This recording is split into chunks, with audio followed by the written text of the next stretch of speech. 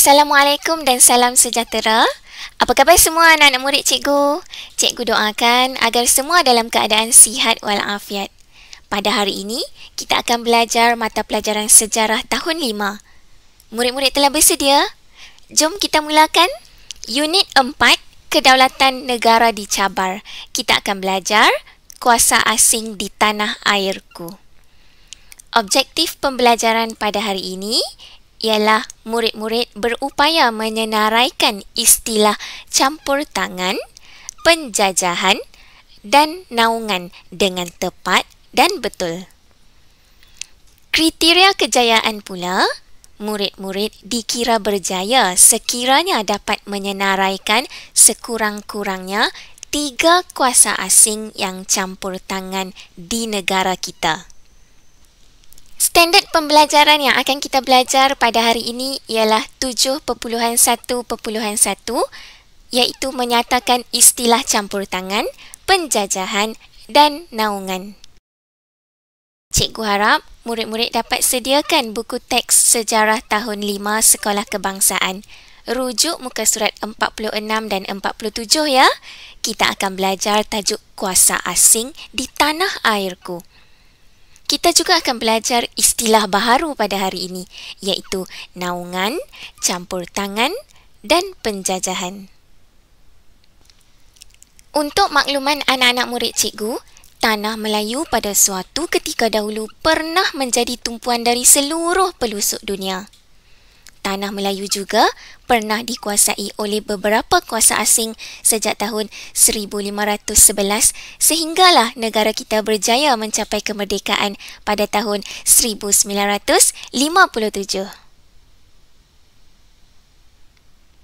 Merdeka! Merdeka! Merdeka! Merdeka! Merdeka! Merdeka!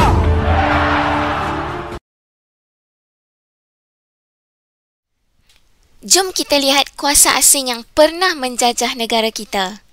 Negara yang pertama ialah Portugis yang berjaya menjajah Melaka suatu ketika dahulu.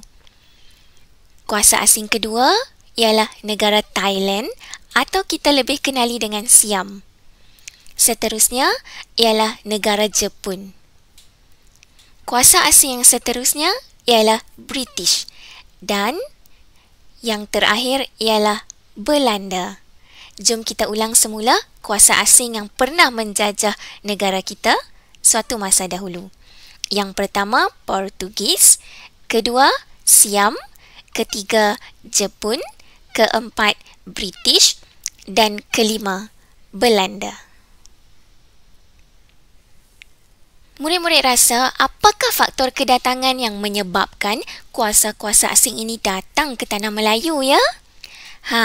Yang pertama ialah kedudukan geografi negara kita yang sangat strategik sehingga menjadi pelabuhan utama di dunia semasa zaman Kesultanan Melayu Melaka lagi.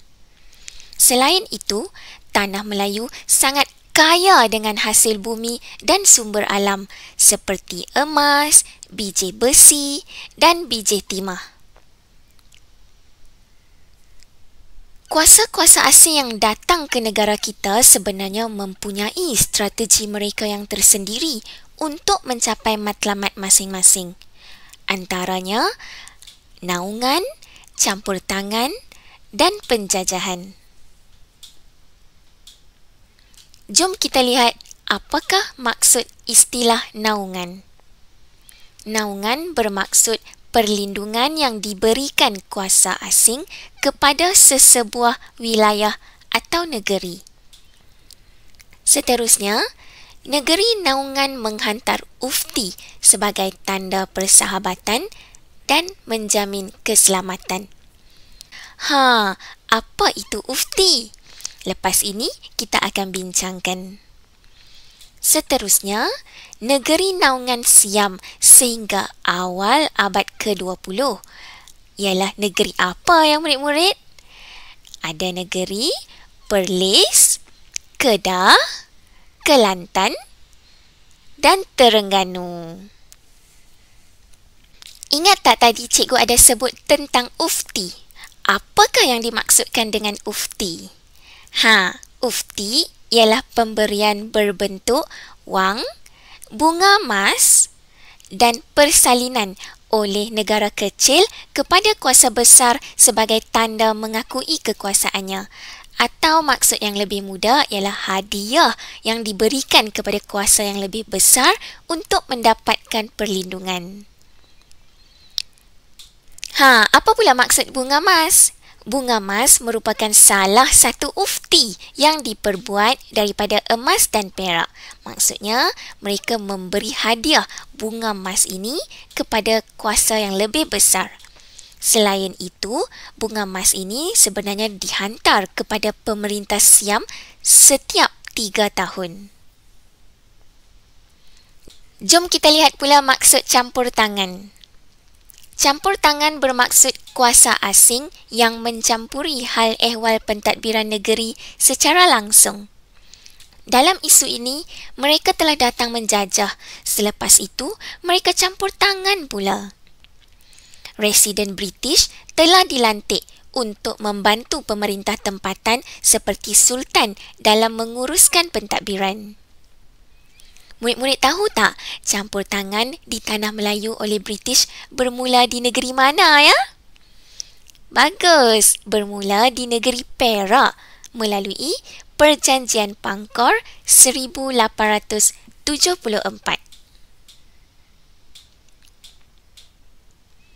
Jom kita lihat pula istilah penjajahan. Penjajahan bermaksud kuasa asing yang menjadikan sesebuah negeri itu sebagai wilayah taklukan. Kuasa asing menguasai dan mengawal negeri taklukan untuk kepentingan politik, ekonomi dan sosial mereka. Murid-murid nak tahu tak, penjajahan pertama ialah berlaku di negeri Melaka oleh Portugis. Kedua, negeri Sarawak yang dijajah oleh James Brooke. Manakala, negeri Sabah pula telah dijajah oleh Syarikat Borneo Utara British atau dikenali dengan SBUB. Cikgu harap murid-murid faham tentang apa yang telah kita belajar pada hari ini, iaitu berkaitan kuasa asing di tanah air kita. Kita juga telah belajar 3 istilah baharu, iaitu naungan, campur tangan dan penjajahan. Semoga perkongsian cikgu ini dapat memberi manfaat untuk murid-murid. Jumpa lagi ya. Bye.